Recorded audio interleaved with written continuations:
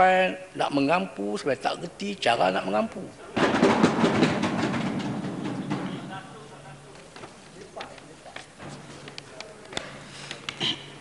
Saya mengambil beberapa contoh. Ya Muhammad, harap mangkon lagi. Cukuplah saya ingat. Balik baca dululah.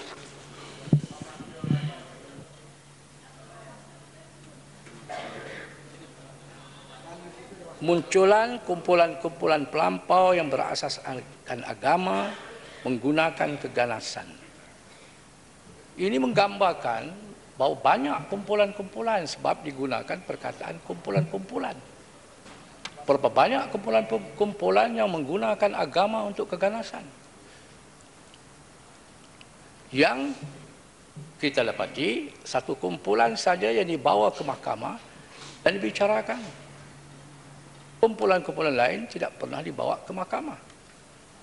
Yang didakwa sebagai menggunakan keganasan. Dan kenyataan ini sangat berbahaya dalam dunia global pada waktu ini. Terutamanya di saat Amerika dan majalah-majalah di Amerika telah menyenaraikan Malaysia sebagai pusat percambahan keganasan.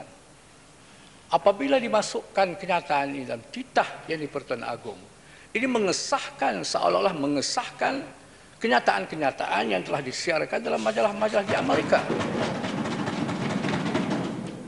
Pada waktu yang sama kita mendengar sebelum ini, Menteri di Jabatan Perdana Menteri menyatakan bahawa dia akan mengkaji untuk mendakwa majalah itu. Tapi ini telah dimasukkan dalam titah ucapannya di Pertuan Agong. Ini mesti dipahami oleh pelih dan orang-orang seperti Arau. Keluarlah. Larilah. Inilah saya kata satu statement yang sangat berbahaya. Macamlah pada mula berlaku insiden 11 September yang lalu, tahun yang lalu. Malaysia mengambil tindakan, mengambil kesempatan pada peristiwa itu untuk menekan terutamanya pembangkang, terutamanya PAS, dan menangkap beberapa orang anak-anak muda dan menghebahkan kumpulan-kumpulan ini sangat berbahaya kepada negara, mengancam keselamatan negara. Kemudian bila timbul desas-desus Amerika menyenaraikan Malaysia di antara kumpulan negara-negara yang disyaki melindungi pengganas, pemimpin-pemimpin kerajaan terutama daripada UMNO membuat penafian-penafian pula. Tak ada, kumpulan ini kecil saja kita boleh atasi. Kalau hanya satu kumpulan kecil, kenapa dibesarkan dalam titah ucapan diraja? Tak ada modal kah kerajaan? Tak ada isu lain. Isu puluhan ribu yang saya dimaklumkan. Terdapat anak-anak di luar nikah yang menjadi warga negara-negara kita. Apa yang ditangani oleh Kementerian Pembangunan Wanita? Ramai tadi ada seorang tadi berucap, bukan main lagi, menjolok-jolok, melambung-lambung, mengampu-ngampu. Tapi tahukah? Ya Muhammad, ini satu statistik. Muhammad terbrau mangun.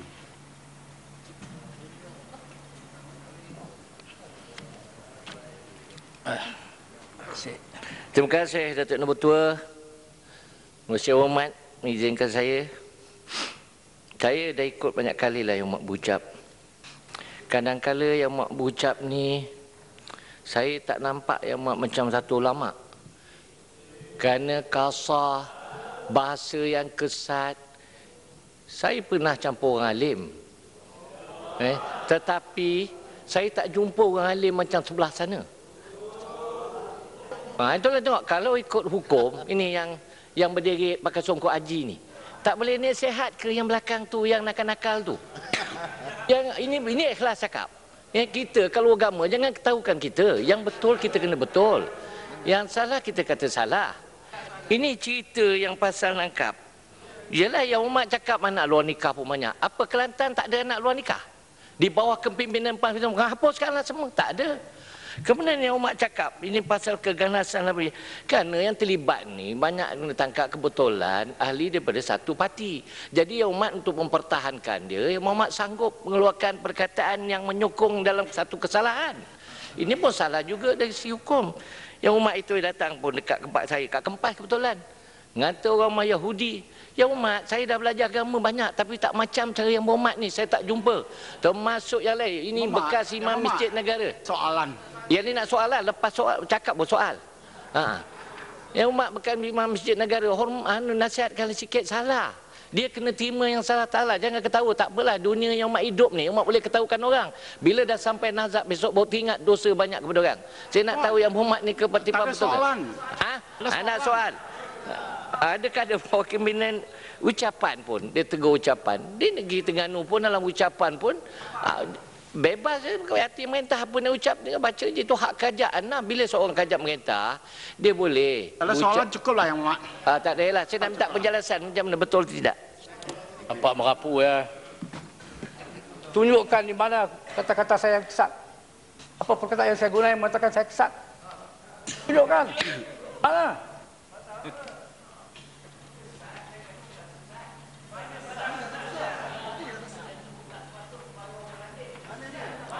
Mana dia perkataan kesat yang saya gunakan? Apa dia perkataan kesat yang saya gunakan? Ini bukan ikut peraturan mesyuarat. Saya mengatakan ini satu isu besar yang mesti diberi perhatian oleh kerajaan dan rakyat Malaysia. Isu kelahiran anak-anak yang besar.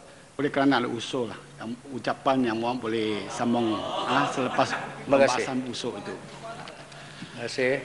Tuan Ketua. Terima kasih pada Seri Paduka Baginda yang Pertuan Agong atas perkenan Baginda untuk menyampaikan titah ucapan meresmikan persidangan Dewan Parlimen pada penggal ini. Semalam saya telah disoal oleh Tebrau, Muhammad Tebrau, apabila saya menyebutkan ada isu yang lebih besar yang akan menggugat bukan saja kestabilan negara tetapi juga kestabilan sosial dan masa depan tamadun yang akan dibangunkan di negara kita. Yaitu apabila saya menyebut tentang perangkaan yang mungkin perangkaan ini akan dapat disahkan oleh Kementerian Pembangunan Wanita. Puluhan ribu anak-anak yang dilahirkan di luar nikah atau yang diistilahkan sebagai anak-anak yang tak sah taraf atau illegitimate child. Ini bukan satu perkara kecil dan bukan satu isu Kelantan atau Johor atau Pahang atau Kedah atau Selangor. Janganlah Tebrau nak menyempitkan skop kesan. Oleh kerana kita mempunyai fikiran yang sempit, isu-isu yang melibatkan negara juga dilihat dalam skop yang sempit. Isu ini melibatkan tamadun. Inilah yang telah menjerumuskan Barat dalam satu krisis kemanusiaan yang sangat besar akibat daripada kelahiran dan percambahan anak-anak yang tidak sah taraf ini. Anak-anak ini apabila mereka remaja dan dewasa, mereka akan bertanya, siapa bapa mereka? Mereka tidak boleh tahu siapa bapa mereka. Dari situlah mulai timbul sikap tidak menghormati keluarga, tidak menghormati ibu bapa mereka. Mereka menjadi generasi yang terinanya, yang tidak punya keluarga. Inilah timbul elemen-elemen, anasir-anasir di Barat, di mana anak-anak mengkecam ibu bapa mereka, menganggap ibu bapa mereka sebagai komponen yang tidak bertanggung jawab ke atas kelahiran mereka. Di mana mereka nak meletakkan kasih sayang mereka? Kepada siapa? Dan kepada siapa pula mereka akan berikan kesetiaan dan ketaatan mereka? Ini soal besar.